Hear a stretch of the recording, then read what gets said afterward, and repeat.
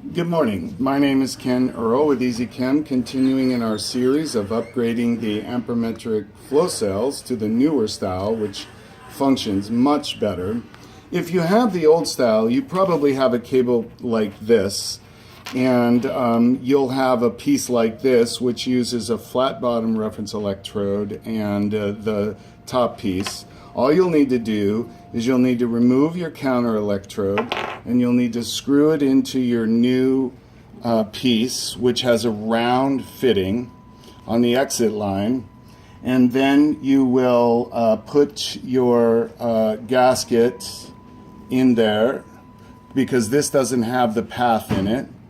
You'll put that in there, and then you'll just assemble that onto your old flow cell exactly the way you used to assemble it, with the thin piece on the top and the thick piece on the bottom.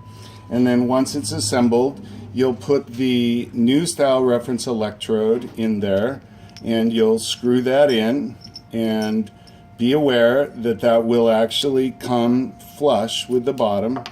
And then when you go to use it, you'll use it exactly the same way. You'll put the red wire of the reference electrode into the work reference electrode. You'll put the black, and then you'll put the counter electrode clip onto the unit that you have.